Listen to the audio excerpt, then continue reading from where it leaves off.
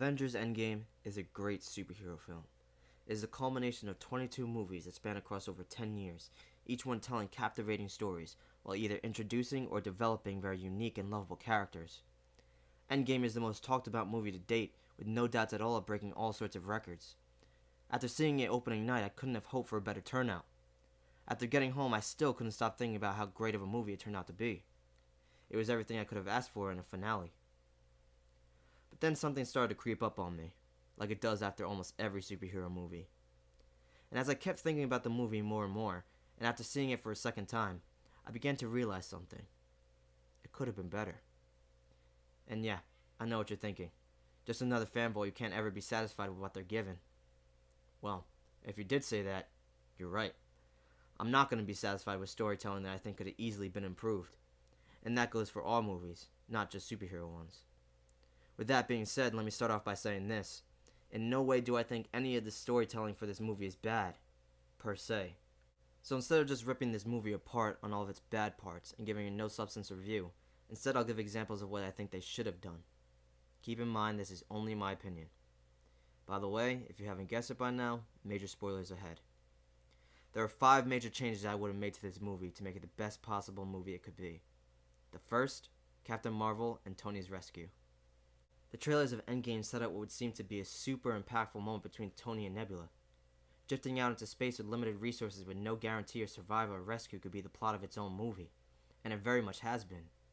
Before watching the movie, I was so excited to see how Nebula and Tony would work together to figure out a way back home. Then to my surprise, Captain Marvel shows up, and she's just like, "Oh hey guys, I knew I'd be able to somehow completely guess as to where you are in the seemingly infinite area of space." I mean, seriously, how the hell was she able to find him? I don't think anyone had coordinates or even a hint as to where they might be in space. But I digress. Then Captain Marvel just lifts the ship thousands of light years away from Earth seemingly without using a jump, like no big deal. It was such a letdown for what could have been such a great scene. So let me tell you what I think they should have done. And what they should have done is actually really simple. Just have Tony and Nebula figure it out. And this is what I mean. In the movie, Tony says the fuel cells were cracked during battle. Well, after numerous failed attempts to repair the fuel cells, they begin to lose hope. After food is completely gone and oxygen is starting to run out, the writers should have had Nebula and Tony converse about what's left.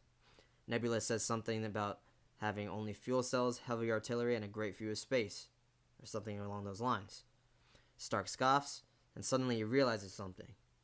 They go into the storage that holds all of the artillery. Nebula questions why Tony suddenly finds pleasure in discovering that there are more missiles on board.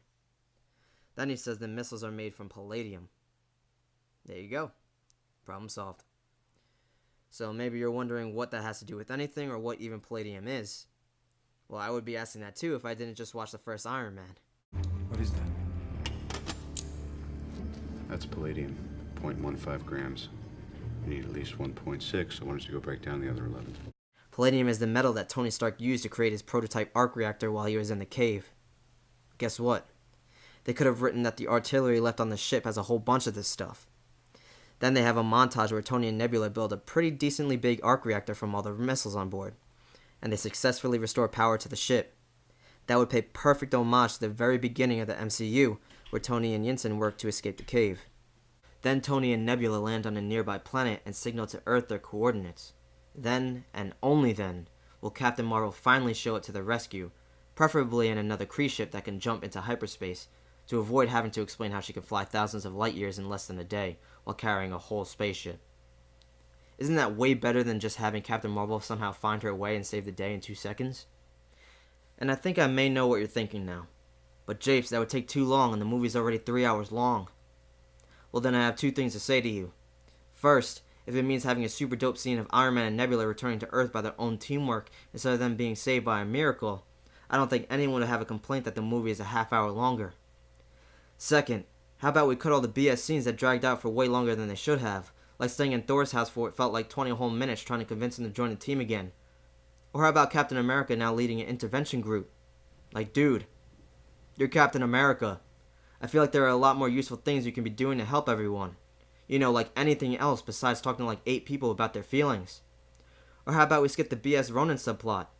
All it took for him to go back to being good is Black Widow holding his hand and saying a few words to him. Just have him return to the Avengers HQ after his family disappears, like what happened?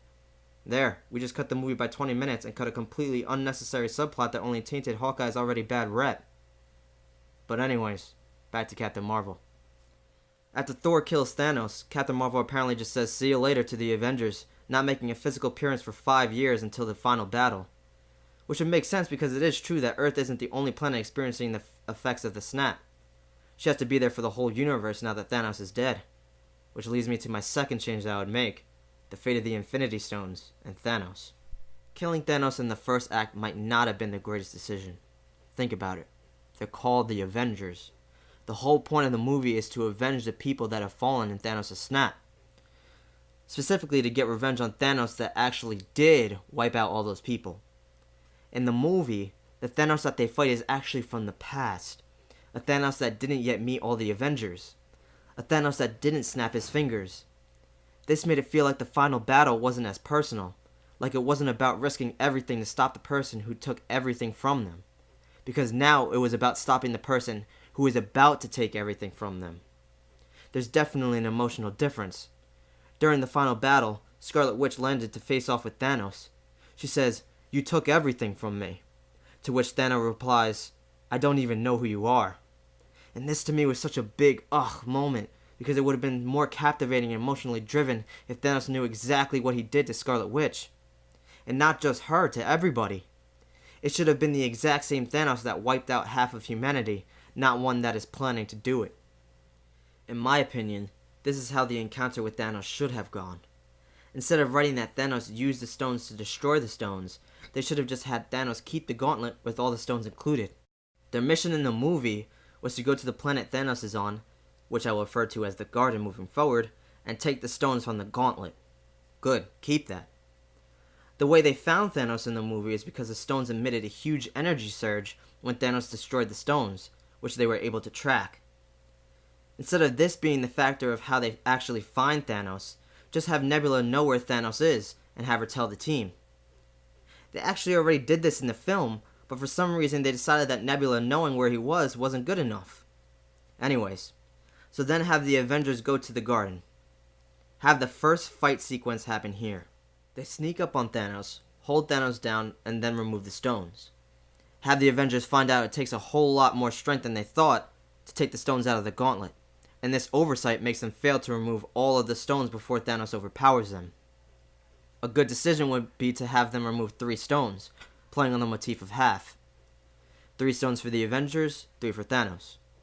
Since they can't overpower Thanos, the Avengers choose to flee instead, except for Captain Marvel, who thinks she could still take him. This would be a perfect opportunity for Captain Marvel's character to be humbled. In the movie, she was extremely cocky, saying that now they'll win because they have her, and that she was going to kill Thanos without any of them. Imagine Captain Marvel getting absolutely bodied by Thanos. It would make her realize that working with the Avengers is the only way to stop him, and that would allow her character to be written into the story instead of her just showing up when it's convenient. So now the Avengers have 3 stones, and Thanos also has 3. Great. Well, now that the stones are still very much stones and not reduced to atoms, there's no need to go back in time to get them. Which leads me to my third change I would make to this movie, Ant-Man and the Quantum Realm. Regardless if this was done right or not, time travel may be the worst plot device ever, especially for a movie about redemption. It complicates things to an extreme, and no matter what, it will always seem like there is an aspect of lazy writing. Guess what, Marvel? This is the movie that ties up 22 other movies. Did you really think that writing time travel into the plot would help clear everything up? You had to try extremely hard now not to break continuity, when you could have just completely avoided this position in the first place. Which you still ended up failing at anyways, judging that everyone from Spider-Man's high school is somehow still the same age after the 5-year later time mark that we got. You can't tell me that every single person in his high school somehow got snapped out of existence. But anyways, I digress. I admit, the Ant-Man movies did set up the quantum realm. But just because that was something that was set up, doesn't mean that they had to use it per se. For example, Adam Warlock was set up in the end credits of Guardians of the Galaxy 2, but he didn't show up at all in this movie. The same premise should have gone for the quantum realm. It shouldn't have been in this movie at all, except for when Ant-Man returns from it. And by the way they have Ant-Man escape from the quantum realm should have been the exact same way he escaped from being subatomic in the first Ant-Man. They should have had Ant-Man pack one of those blue pin particles that make him expand in size.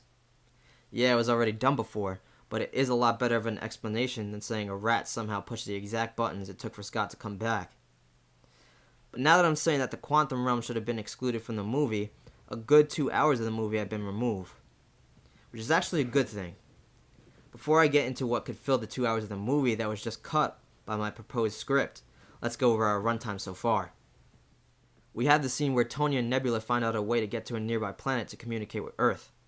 Then Captain Marvel comes to the rescue and brings them back to Earth. A rough estimate will bring our runtime to about 20 minutes long. Then we have the part where the Avengers all come together to plan to go to the garden to sneak up on Thanos and take the stones. That'll add about 20 minutes to the runtime, bringing us to about 40 minutes. They sneak up on Thanos, manage to steal 3 stones, and then fight Thanos. After a decently long attempt to overpower Thanos in a fight, the Avengers end up losing again and are forced to retreat with only 3 stones. That fight sequence and aftermath scene would add about another 10 minutes to the movie. Our runtime is about 50 minutes now. Personally, I believe that the third act of this movie is one of the greatest scenes in movie history. Therefore, we can keep the runtime here, which is about 30 minutes, including the final battle and Tony's death scene. Now, we're at a total of about an hour and 20 minutes. How do we add more time to the movie? Easy, by listening to my 4th change I would make to this movie, the opening scene.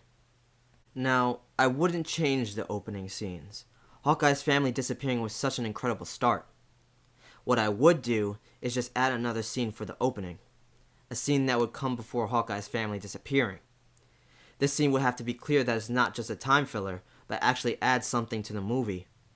Something like going back to when Odin was in his prime, and we see him wielding the Infinity Stones to destroy an army that's invading Asgard. We then are reminded how much power the Infinity Stones have as Odin wipes the whole army out by himself. When he does this, he'll realize the stones are way too powerful to be all contained in one spot. So he uses the stones to scatter the stones across the universe.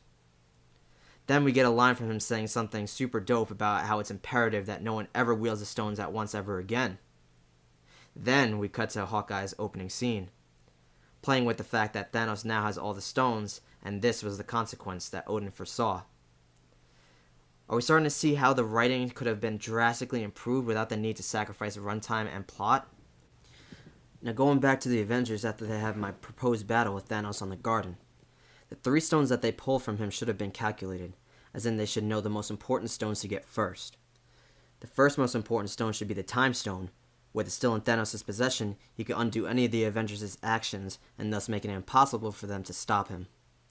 The second most important stone to get would be the Mind Stone. With it, Thanos could potentially control any of the Avengers to do his will, which would be a huge problem if Thanos was able to get control over someone like Captain Marvel or Thor.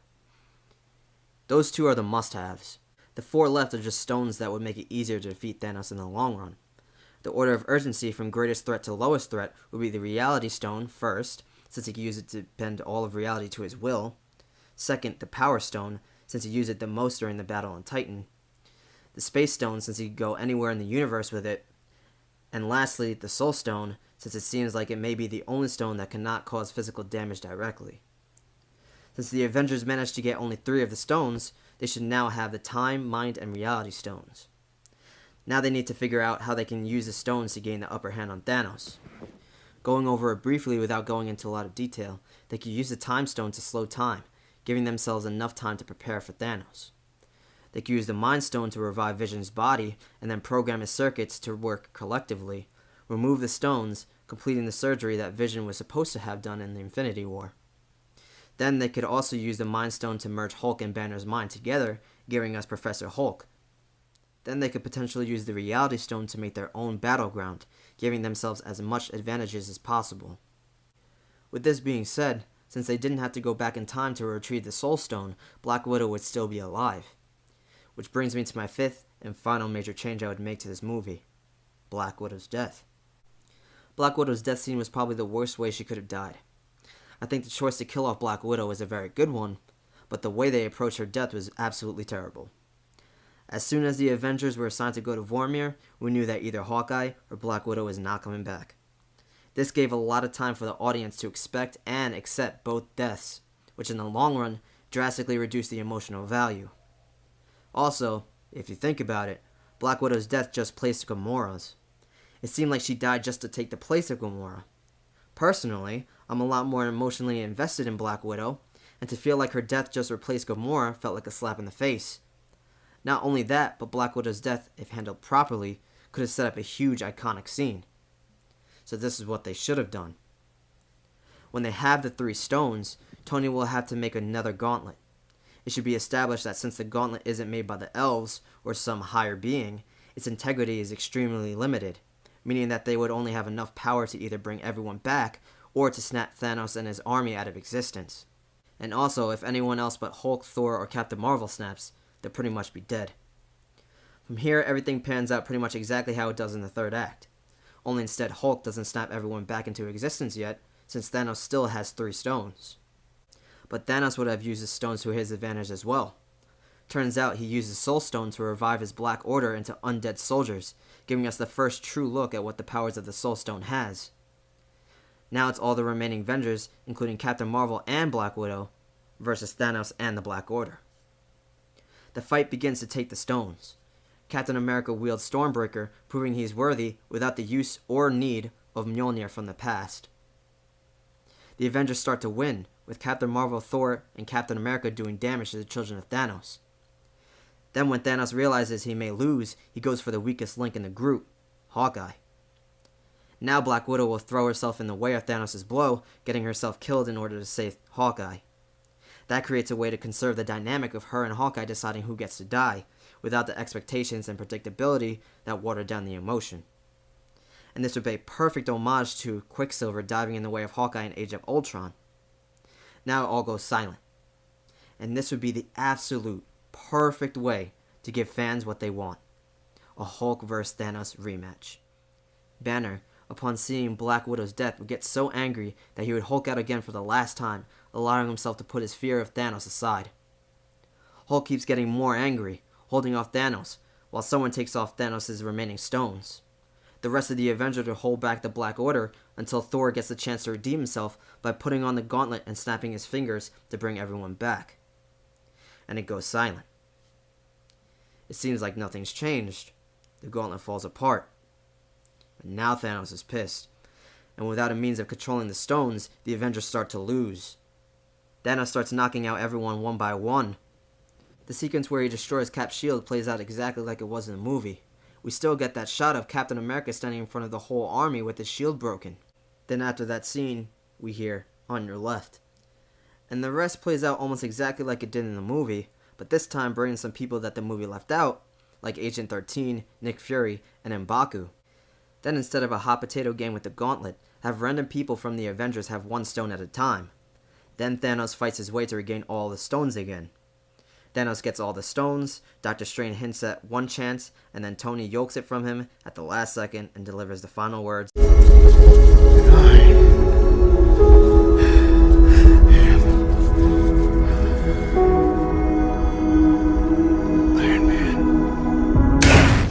At the end, have that moment at Tony's funeral, this time including Black Widow as well. I didn't care much whether Cap gave his shield to Bucky or Sam, but it would make more sense for Cap to give his shield to Bucky, considering 1, they're best friends, 2, Bucky is enhanced like Cap, and 3, it would provide a perfect opportunity for Winter Soldier to make amends to himself for doing Hydra's bidding for so long. Yeah, Sam, you're a nice guy, but you aren't the one that Cap started a whole civil war over. Then have Cap live the rest of his life out with Agent 13, and that's it. Now, in case you need me to reiterate, the movie was still very good. It was so fun to go back in time to see a few movies from new perspectives. The scene where Captain America was in the elevator was so damn impressive, it made me smile like a little kid in a candy store. However, unfortunately, the plot and storytelling just brought up more questions, leaving us with a little bit of unsatisfied feeling. Now, not to be conceited, but I truly believe that the story that I proposed would have been the absolutely best way to tell the final part of the story, leaving nothing untied. And with that being said, Marvel, if you're hearing this, please consider hiring me to write the next story of Spider-Man. Thank you.